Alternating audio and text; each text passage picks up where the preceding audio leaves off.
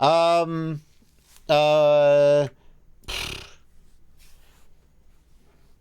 mean, that's a really wide open question. There's no one best goggle for everyone.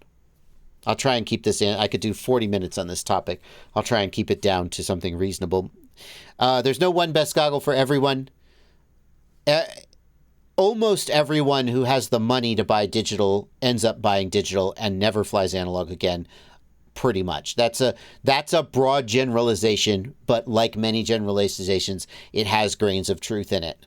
So if you have the money to buy digital, then you probably should. You probably will end up doing digital eventually. The main reason someone would stick to analog is, number one, they can't afford digital. Number two, they fly almost exclusively tiny whoops and small drones. And for those, well, even then, walk snail's really creeping in, HD0's creeping in. But those are the two main people who fly analog. So digital is better. If you ask me, just pick one. Which is better, analog or digital? Most people would say digital is better. As far as the best goggles, man, that's like, if I had to pick one goggle to recommend, it would be the HD0 goggles. Now, the HD0 goggles can't fly DJI. So if you want to fly the DJI O3 Air unit, and the DJI O3 Air unit has the best image quality, resolution, range, penetration, the only thing it isn't the best at is price and latency and selling all your information to China. But the DJI O3 is if I had to pick like one best VTX for FPV based on just what people seem to like, it would probably be the O3. But so with the HD0 goggles, you can't fly the O3, but you can fly literally everything else, analog, HD0, and walk snail. You'd have to buy a walk snail standalone receiver to put on the goggles. They can't do it natively, but you have the option. So if you want like just a simple, really good system that costs money, it's probably the DJI goggles 2 and the O3 Air unit. If you want a more nuanced take, I suggest watching this video.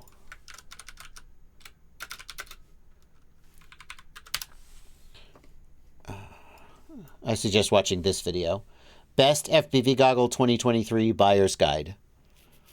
That is still almost as relevant as it ever was.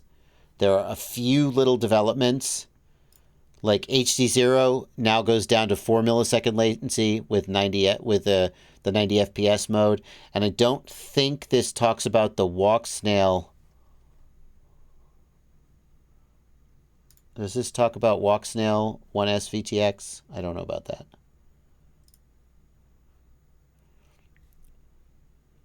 I'm not sure. Yeah, no, it does talk about the watts, so it's pretty up to date. Guys like Vic Moss with the DSPA are getting BVLOS waivers from Mavics, etc. Do you think it'll ever be possible for FPV pilots to get these waivers? Thank you for a $5 donation, Josh Goldberg. Hey, Blunty, I'm going to lean on you again. Correct me if I'm wrong, but doesn't the BVLOS waiver require standard remote ID? Yes. Okay. Yeah, there is no way to do BVLOS without standard remote ID. That is correct. So there, to put it another way, there is no way to do BVLOS with a self-built drone. Yeah. Like theoretically, someone could self-build a drone and jump through all the hoops to put standard remote ID in it, theoretically, but no one's going to do that. Yeah. If you're talking about, now if you're talking about something like, let's say the DJI FPV drone, for instance, and you want a BVLOS waiver for that, you can apply for a BVLOS waiver with the FAA. Anybody can do that.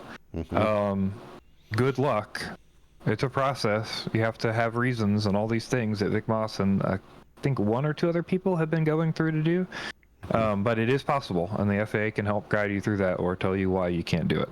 So that's what I would say. It's all individual approvals, so you have to directly contact them. What you're suggesting is, I'm going to read between the lines here, anyone who wants to do BVLOS should apply for a waiver and make the FAA tell you why you can't do it.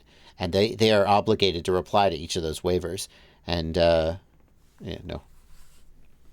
some kind of... Continuing with the super chats. When it comes to tiny whoops, in the case of beta FPV, what is the flight characteristic or gain difference between the Meteor 65, 75, and 85? Thank you, Speed Limit Challenger, for a $10 super chat. I'm not going to be able to give you like speed, top speed differences between them. The 65, 75, and 85, as you go to a larger drone, it's going to have more power and more weight, and it's going to be less sort of nimble. Like a 65 is very sort of nimble and easy to sort of throw around, but a 65 is very light and doesn't have what they call flingability. So flingability means that when you punch the throttle and then back off the throttle, does it immediately decelerate, or does it kind of keep going along a kind of what I call a ballistic arc? A heavy drone will keep going, will keep pushing through the air. A lightweight drone will decelerate quickly. And the difference between a 65, a 75, and an 85 is going to be that a 65 will have very little flingability, which mostly matters for freestyle.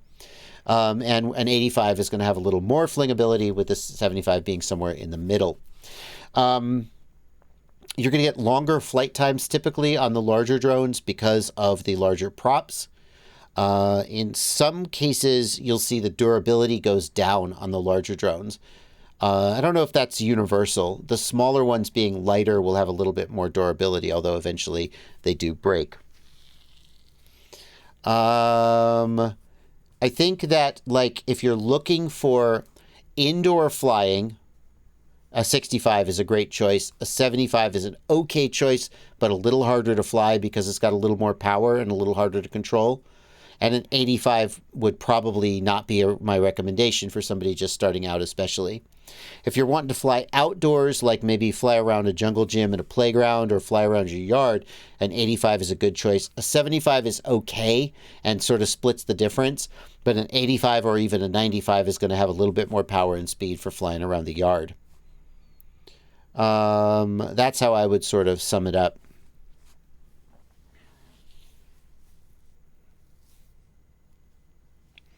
BF Anon, thank you for a $10 super chat. I recently built a QAV Nano Pro with Luminaire Lux HD AIO G4 flight controller and the DJI O3 Air unit. The DJI FPV RC2 controller binds, but I can't get any response in beta flight. The number one reason that happens, BF Anon, is that you don't have fast S-Bus set correctly. Go into the CLI of the flight controller and type get S-Bus _ baud _ fast.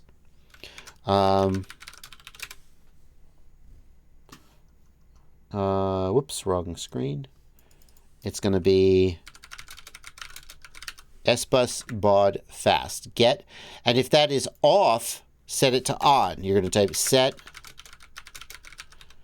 S-Bus baud fast equals on, or set S-Bus baud fast equals off. And when you're done, you'll type save. If everything else is set up correctly, that is an option that is commonly overlooked because it's only in the CLI. It is not in the GUI. You want S-Bus baud fast on because it reduces latency. And in the goggles, there's a setting for fast versus normal S-Bus, and you can change, but they have to match.